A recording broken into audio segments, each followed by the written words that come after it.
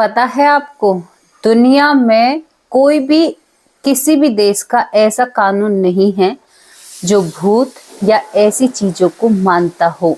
लेकिन फिर भी दुनिया में हर देश में एक आधी केस आपको ऐसे देखने को मिल जाएंगे जहां पर एक आत्मा खुद आकर कहती है कि मेरे साथ गलत हुआ है और कानून से ही कहती है कि मुझे इंसाफ चाहिए। लेकिन फिर भी लिखित तौर पर कोई नहीं देता कि ये केस एक आत्मा की वजह से सुलझाया गया है, क्योंकि कानून है और कानून का कोई उल्लंघन नहीं कर सकता। हमारे भारत में एक ऐसा केस भी था जिसमें एक लड़की के साथ गलत हुआ।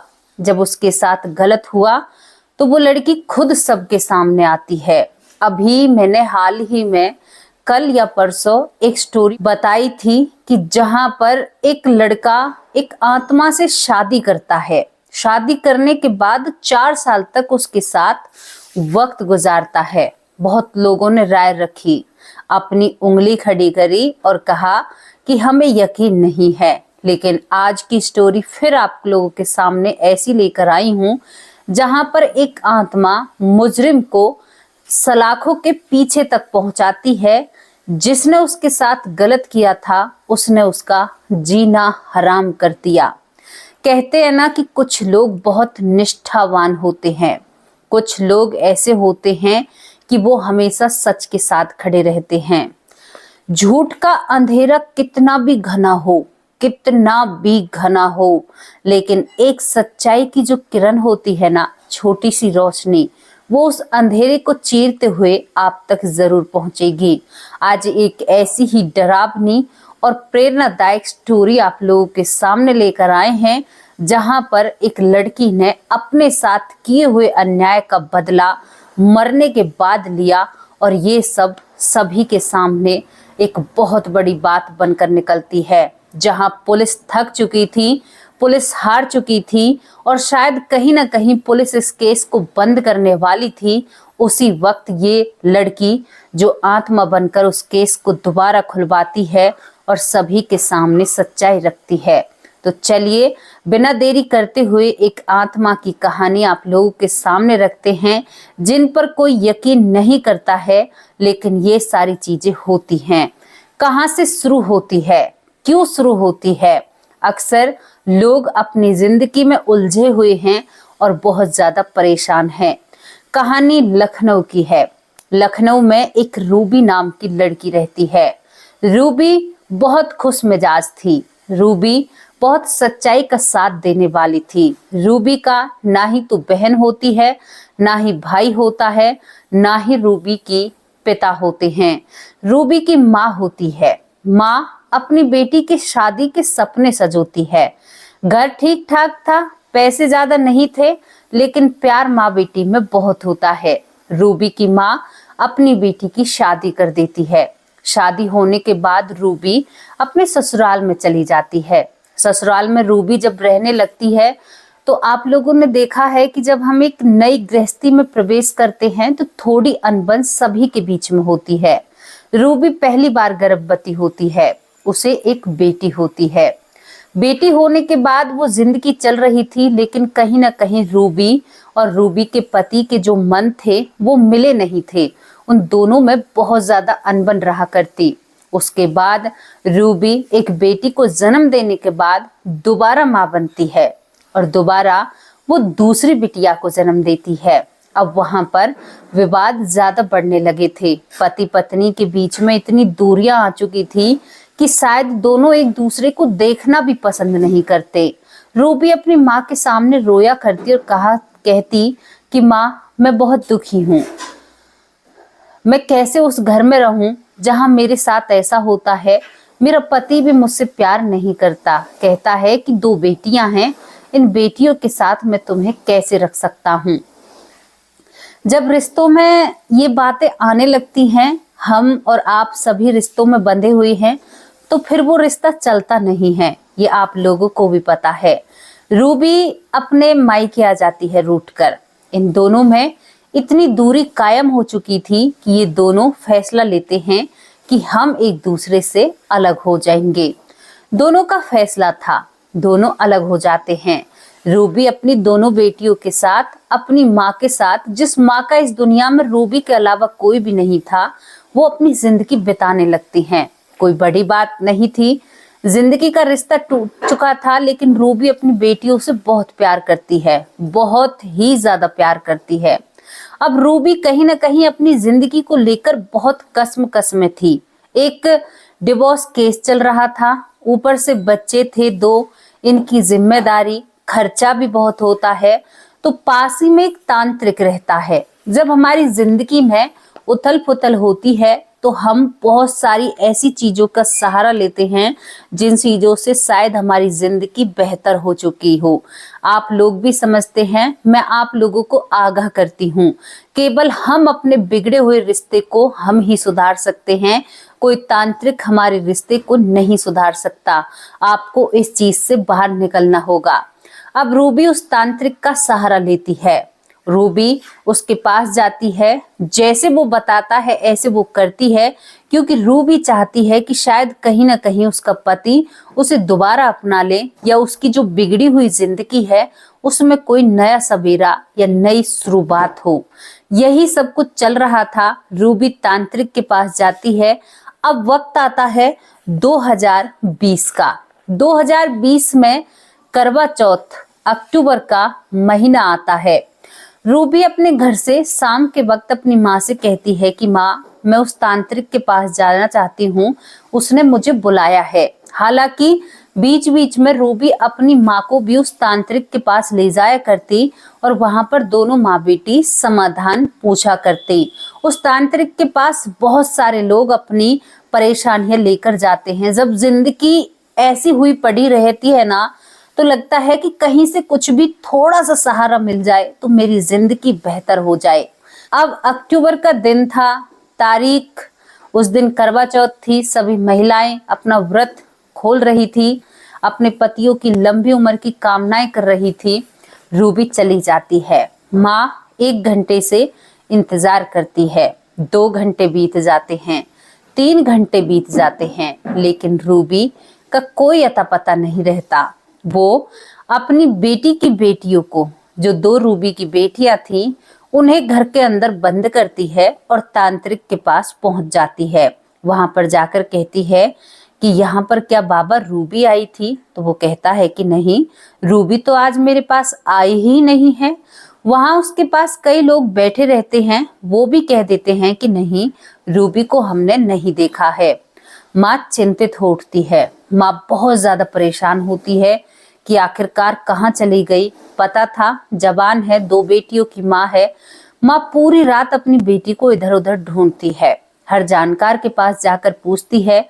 अब 2 लड़कियां जो घर में छोटी थी, एक 4 साल की थी और एक करीबन 5 साल की थी, इनको कैसे छोड़ा जाए। वो इंतजार करती है। पूरी रात रूबी की माँ की आंखें खुली रहती हैं और दरवाजे पर उसकी आंखों की नजरें डटी रहती हैं कि रूबी अंदर आएगी। अब आई रूबी। थोड़ी सी भी खड़क बाहर हो तो रूबी की माँ बैठकर देखती कि शायद मेरी बेटी आ गई है। पूरी रात निकलने के बाद भी रूबी नहीं आती है। उस माँ की आंखों से आंसू बह रहे थे। अपनी दोनों जो नातिन थी, उन्हें वो गले लगा लगा कर बहुत रोती है। इंतजार अब 1 दिन से 2 दिन हो चुका था, 2 दिन से 3 दिन हो चुका था। वो सोचती है कि कहीं ना कहीं से आएगी। अपनी बेटियों की तो चिंता है, लेकिन रूबी 3 दिन तक नहीं आती है।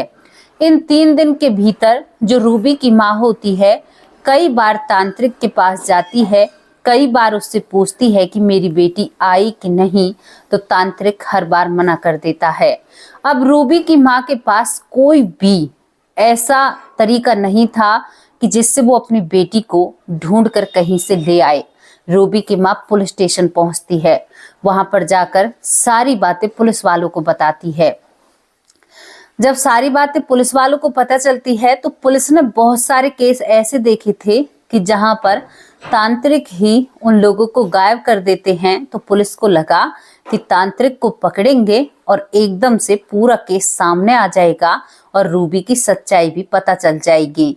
पुलिस बिना कुछ सोचे समझे उस तांत्रिक को कब्जे में लेती है, अरेस्ट कर लेती है। उसके बाद तांत्रिक से पूछताछ की जाती है। तांत्रिक अपनी बात पर डटा रहता है और कहता है कि मैंने रूबी को देखा ही नहीं है।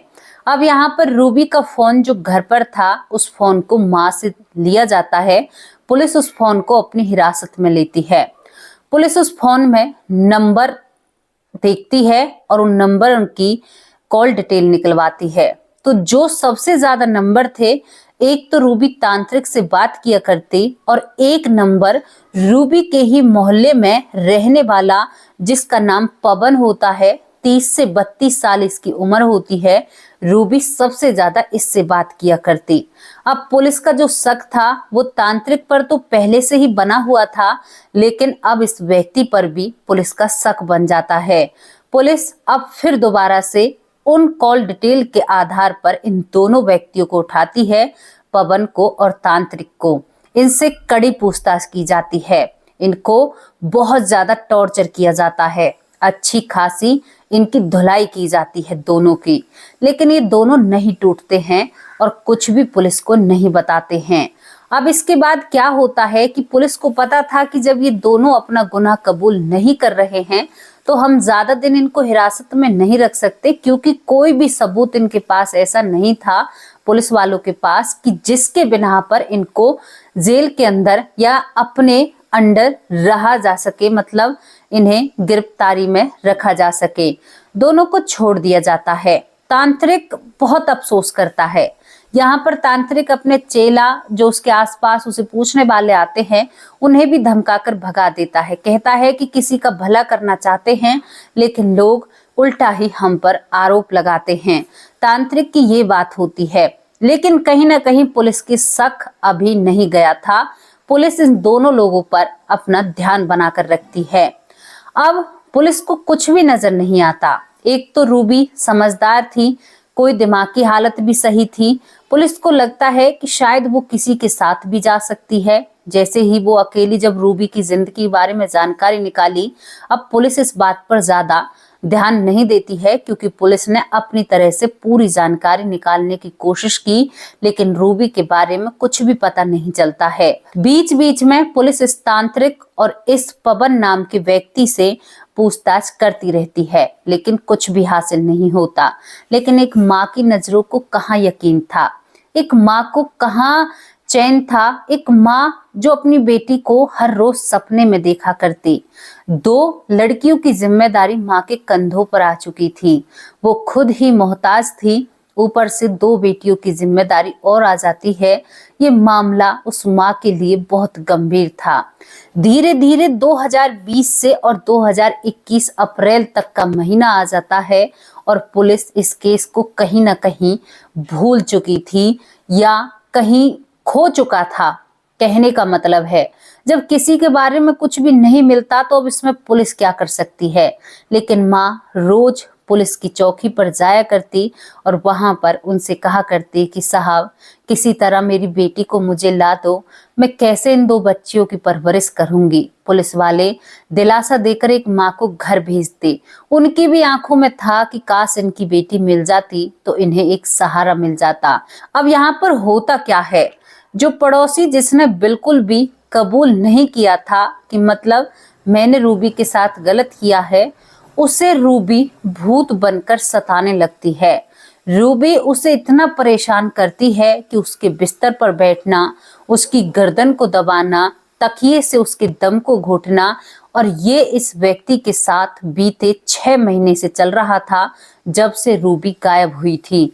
रूबी भूत बनकर इस पवन को इतना ज्यादा परेशान कर रही थी कि ये व्यक्ति अब हर महिला में रूबी को देखने लगा था। ये घबरा जाता है। इसने करीबन 1 महीने से नींद लेनी बंद कर दी थी। ये इतना ज्यादा डरता है कि इसे आत्माओं से डर लगने लगता है। रूबी इसे हर जगह नजर आती है। कभी रूबी इसका पैर खींचकर बिस्तर से इसको नीचे गिर दिया करती और इससे कहती है कि जा अपने आप को पुलिस स्टेशन में अरेस्ट करा, वरना तुझे मैं जिंदा नहीं छोड़ूंगी। इसमें रूबी मार भी लगाती है। ये अब 21 अप्रैल को पुलिस चौकी में हपहपाता हुआ आता है कि इसकी सांस फूली हुई है। ये पुलिस के सामने खड़ा होता है। कहता है कि साहब मुझे बचा लो, मुझे रूबी की आत्मा मार डालेगी, मुझे रूबी जिंदा नहीं छोड़ेगी। आप जल्दी मुझे हथकड़ी लगाओ और मुझे सलाखों के पीछे करो, वरना रूबी का भूत अभी यहीं पर आ रहा होगा और वो मुझे जिंदा नहीं छोड़ेगा। साहब मुझे बचा लो वरना रूबी मुझे मार देगी। अब पुलिस वाले हक्के बक्के रह जाते हैं। जिस व्यक्ति में इतनी पिटाई लगाई तब उसने ये गुनाह अपने ऊपर नहीं कहा कि मैंने रूबी को मारा है, और ये 6 महीने बाद बिना कुछ कहे ऐसे बयान क्यों दे रहा है। अब पुलिस वालों को थोड़ा सा ये लगने लगता है कि इसकी दिमागी हालत ठीक नहीं है।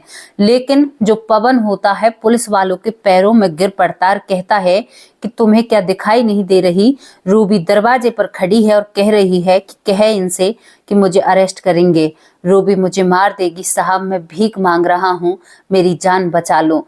पुलिस वाले इसे शांति से बिठाते हैं, कहते हैं कि तुम्हें हुआ क्या है, आखिर ऐसी बात क्या है। इसे पानी पिलाते हैं, सोचते हैं कि दिमागी हालत ठीक नहीं है, लेकिन ये डरता पानी पीते हुए कहता है कि नहीं साहब, रूबी मैं अब अपने घर नहीं जाऊंगा, मैं यहीं पर रहूंगा, वरना रूबी मुझे जिंदा नहीं छोड़ेगी। अब पुलिस वाले जब बहुत देर से इसकी बातों को सुनते हैं तो कहते हैं कि बता आखिर बात क्या है, तूने ऐसा क्या कर दिया जो रूबी तुम्हें इतना परेशान कर रही है। इसी की तरह इससे सवाल किए जाते हैं। ये कहता है कि रूबी को मैंने ही मारा है। अब पुलिस हैरान हो जाती है कि इतनी पिटाई के बाद भी इसने नहीं कहा कि रूबी को मैंने मारा है, और अब ये एकदम से ऐसे बोल रहा है। तो वो कहता है कि कैसे मारा है। तो वो बताता है कि साहब उस दिन करवा चौथ थी, रूबी के पति से रूबी अलग होने वाली थी, वो तांत्रिक के पास भी जाती है। मैं चाहता था कि रूबी करवा चौथ मेरे साथ मनाए, मेरे चेहरे को देखे। वो अपनी माँ से बहाना कर कर मुझसे मिलने के लिए आती है, क्योंकि रूबी और मैं एक दूसरे से प्यार करने लगे थे जब रूबी को रूबी के पति ने छोड़ दिया था। हम दोनों प्यार करते हैं। रूबी चांद को देखती है और मुझे देखती है और अपना व्रत तोड़ती है। मैंने उस दिन शराब पी रखी थी। अब मैं रूबी से जिद करने लगता हूँ कि तुम घर नहीं जाओगी, मेरे साथ मेरे ही घर में एक पति पत्नी वाला रिश्ता निभाओगी। साहब रूबी ने मुझसे साफ कह दिया था कि ये सब कुछ जब मेरा डिवोर्स हो जाएगा और उसके बाद जब मैं तुमसे शादी रचाऊंगी उसके बाद ही होगा। इन सब चीजों का तुम कोई ख्याल भी मत रखना। मैं कई बार उससे जिद करता हूँ कि मैं तुमसे सच्चा प्यार करता हूँ, तुमसे शादी करूंगा, तुम चिंता मत करो, मैं तुम्ही से शादी करूंगा। लेकिन रूबी नहीं मानती है, वो जबरदस्ती अपने घर जाने की जिद करती है। मेरे घर में एक सामान पड़ा हुआ होता है जिसे डंबल बोलते हैं, और वो उठाकर मैं रूबी में गुस्से में मार देता हूँ, क्योंकि मैंने शराब पी रखी थी। रूबी एक ही डंबल में बेड पर गिर जाती है। उसके बाद मैं और शराब पीता हूँ, लेकिन जब मैं देखता हूँ तो रूबी के सर से खून था और रूबी इस दुनिया से जा चुकी थी। मुझे बहुत अफसोस होता है। मुझे लगा कि मैं खुद को भी खत्म कर लूं, क्योंकि मैं रूबी से सच्चा प्यार करता था। लेकिन अब था कि पुलिस मुझे नहीं छोड़ेगी। मैंने पूरी रात भर एक गड्ढा खोदा, जैसे भी मुझसे खोदा, जहां पर मेरा बेड बिछा हुआ है। गड्ढा खोदने के बाद मैं रूबी को उस गड्ढे में दफन कर देता हूँ। वहां पर दफन करने के बाद मैं बहुत रोता हूँ और उससे माफी मांगता हूँ। माफी मांगने के बाद मैं उसे दफनाने के बाद उसके ऊपर फर्श कर देता हूँ और मैं उस कमरे में अपनी जिंदगी बिताने लगता हूँ। अब जिंदगी कुछ आगे चलने लगती है। मुझे था कि उस तांत्रिक का पुलिस पर पूरा शक है, लेकिन आप लोगों ने मेरी भी जानकारी निकाल ली थी। जब मैंने अपना गुनाह नहीं माना तो उसके बाद रूबी मुझे मेरे बिस्तर पर दिखाई देती है। जब मैं सोता हूँ तो वो मेरी साइड में सोती हुई मुझे नजर आती है। वो मेरी छाती पर बैठती है, मुझे मारती भी है, हर जगह मुझे दिखाई देती है। मैं 6 महीने के अंदर पागल सा हो चुका हूँ और मुझे कुछ भी समझ में नहीं आ रहा। आप लोगों को नजर नहीं आ रही होगी, लेकिन पुलिस चौकी के दरवाजे पर खड़ी होकर मेरी तरफ गुर्रा रही है। अगर आप लोगों ने मुझे अरेस्ट नहीं किया तो वो मुझे जान से मार डालेगी। वो मेरे लिए फंदा तैयार करती है और कहती है कि चल तुझे भी लेकर इस दुनिया से जाऊंगी अगर तुमने अपना गुनाह कबूल नहीं किया। दोस्तों, ये सारी बातें सुनकर पुलिस वाले हैरान हो जाते हैं कि ऐसा कैसे हो सकता है। यहाँ पर जो पवन है ये बताता है कि अब तो मैं उस बिस्तर पर सो भी नहीं सकता, क्योंकि रूबी मेरे पूरे घर में राज करती है और मैं बाहर हर किसी महिला में रूबी को ही मुझे नजर आती है। मुझे रात को मेरा गला दबाती है, मेरे चेहरे पर तकिया रखकर वो जबरदस्ती मुझे मारने की कोशिश करती है, मुझे खींचकर बिस्तर से नीचे तक वो गिर देती है। आप मेरे घर चलकर देखो, मेरे बेड तक को उसने तोड़ दिया है। अब इन बातों से पुलिस थोड़ी सी हैरान थी, क्योंकि पुलिस इन चीजों को नहीं मानती है। उसके बाद क्या होता है कि पुलिस कहती है कि चलो ठीक है, हमने मान लिया तुमने ऐसा किया है, चलो हमें बताओ तुमने रूबी को कहाँ पर दफनाया था। क्योंकि पुलिस को अब तक भी ये लग रहा था कि इसकी दिमाग की हालत ठीक नहीं है। अब जैसे ही पुलिस उसके घर पहुंचती है, उस कमरे पर, और उस फर्श को खोदती है, तो कुछ खोदने के बाद ही पुलिस को पता चलता है कि सच में ही उसमें एक कंकाल होता है। शायद वो कंकाल, अब कंकाल को देखकर तो पता नहीं लगाया जा सकता कि वो एक इंसान का है या किसी महिला का। रूबी की माँ को बुलाया जाता है, कपड़े भी बिल्कुल खराब हो चुके थे। रूबी की माँ कैसे पहचाने, लेकिन रूबी की माँ दो पहचान बताती है। एक तो रूबी की माँ ने अपनी बेटी को कंगन पहनाए हुए थे, जो कंगन आज भी उसके हाथों में जो कंकाल थे उन लोगों ने पहने हुए थे। दूसरी, रूबी एक बार फर्श से फिसलकर गिर जाती है और उसके पैर में रॉड पड़ी हुई होती है, जो कंकाल में आज भी गली नहीं थी। इसके बाद पुलिस इस पवन को हिरासत में लेती है, लेकिन यही सबूत काफी नहीं थे। उसके बाद इसका डीएनए टेस्ट कराया जाता है, तो ये कंकाल रूबी का ही पाया जाता है और कोर्ट में इस मुजरिम को हाजिर कर दिया जाता है। इसके ऊपर कानूनी कार्रवाई होती है और ये डरा सहमा सा पुलिस वाले बताते हैं कि जब ये जेल के अंदर जाता है तो वहां पर भी रूबी की आत्मा इसको सताती है। ये पूरी पूरी रात नहीं सोता है और रूबी से माफी मांगता रहता है। तो दोस्तों, जो केस बंद होने की कगार पर था, जिस पर पुलिस कोई कार्रवाई नहीं कर रही थी, उस पर एक आत्मा ने दोबारा से कार्रवाई शुरू करवाई और अपने आप को इंसाफ दिलवाने की कोशिश की। अब इस पर आप क्या बोलोगे, क्या कहोगे?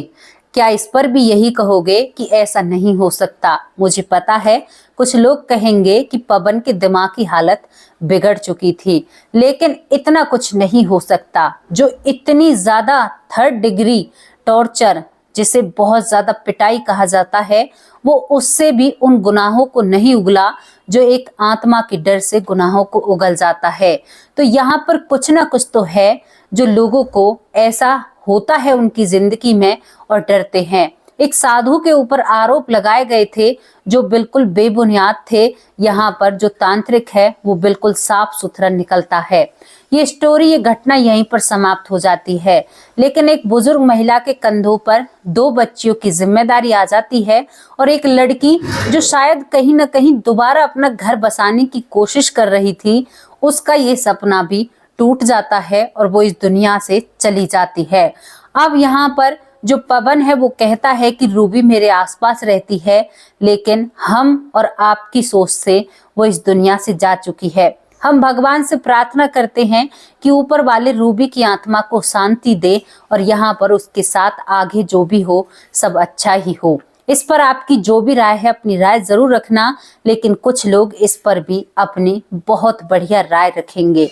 अब दोस्तों, हम नहीं कह रहे हैं कि आत्मा है या नहीं है, लेकिन आप कितना यकीन करते हो कि ऐसी चीजें होती हैं, हमें कमेंट बॉक्स में अपनी राय जरूर दीजिएगा, क्योंकि आपकी राय हमारे लिए बहुत ही महत्वपूर्ण होती है। हम आपके सभी के कमेंट पढ़ते हैं, भले ही हम आपको उल्टा रिप्लाई ना दे पाए, लेकिन आपके कमेंट हम जरूर पढ़ते हैं और सभी लोग हमारी नजरों में रहते हैं।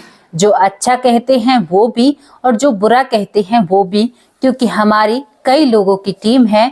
मैं तो आपको कहानी या घटना के बारे में जानकारी देती हूँ, बहुत कुछ लोग मेरे कमेंटों को पढ़कर मुझे बताते हैं कि आपकी तरफ ये आया है, आज मैं लोगों के नाम लिख कर लाई हूँ। मैंने बहुत सारे लोगों के नाम लिखे हैं जो मुझसे बहुत प्यार करते हैं, जिनका दिल इतना बड़ा है कि उस दिल के कोने में मुझे कहीं ना कहीं उन लोगों ने जगह दी है और मुझे अपने परिवार का हिस्सा माना है। मैं आप लोगों को अपना परिवार मानती हूँ और परिवार की ही तरह देखती हूँ, क्योंकि मैं चाहती हूँ कि मेरा परिवार हमेशा स्वस्थ और मस्त रहे। चलिए अब उन लोगों के नाम लेती हूँ, अपने परिवार के लोगों के नाम लेती हूँ जो मेरे प्रिय हैं। हालांकि मैं सभी नामों को नहीं लिख पाई हूँ, बहुत नाम है, लेकिन जितना मुझसे हो पाया है उतने मैंने आप लोगों के नाम लिखे हैं। अगर किसी का नाम मुझसे सही से ना भूले तो माफ कर देना। जिस तरह से आपके नाम लिखे हुए हैं उसी तरह से मैं भी उन्हें लिखती हूँ। पहला नाम है ऋषि देव। बहुत बहुत धन्यवाद ऋषि देव जी, आपका तहे दिल से शुक्रिया अदा करते हैं। अनिल साक्या, बहुत बहुत धन्यवाद। सुरेंद्र कुमार, तहे दिल से शुक्रिया अदा करते हैं, आपके रेगुलर कमेंट आते हैं।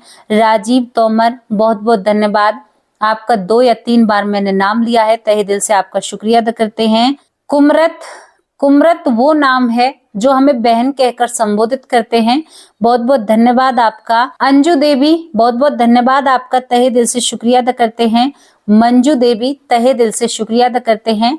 आप दोनों का स्वागत है हमारे YouTube परिवार में। कमल सिंह जी, बहुत बहुत धन्यवाद। महेंद्र भाई जी हमारे वीडियो रेगुलर देखते हैं, दोनों वक्त की वीडियो देखते और कहते हैं कि आपकी वीडियो का इंतजार रहता है। आपकी वीडियो बहुत अच्छी होती हैं, बहुत ज्यादा प्रेरणादायक होती हैं। रविंद्र सिंह जी, बहुत बहुत धन्यवाद। सलोचना भिवानी हरियाणा से हैं, बहुत बहुत धन्यवाद बहन, आपका स्वागत है हमारे परिवार में। आप हमारे परिवार का हिस्सा बन चुकी हो। ललिता यादव, ये तो हमारा परिवार ही है, पहले से ही कमेंट करते हैं, बहुत प्यारे कमेंट होते हैं और ये भी शायद हरियाणा से हैं, बहुत बहुत धन्यवाद आपका। बबीता सिंह जी, बहुत बहुत धन्यवाद। बबीता सिंह जी दिल्ली से हैं, बहुत बहुत धन्यवाद आपका, आप हमारे परिवार का पहले से ही हिस्सा हैं, बहुत अच्छा लगता है। सुमन लता जी, बहुत बहुत धन्यवाद आपका। गायत्री देवी मणिकपुर से, बहुत बहुत धन्यवाद बहन आपका, आपके कई कमेंट आ चुके हैं, आप भी हमारे परिवार का हिस्सा हैं।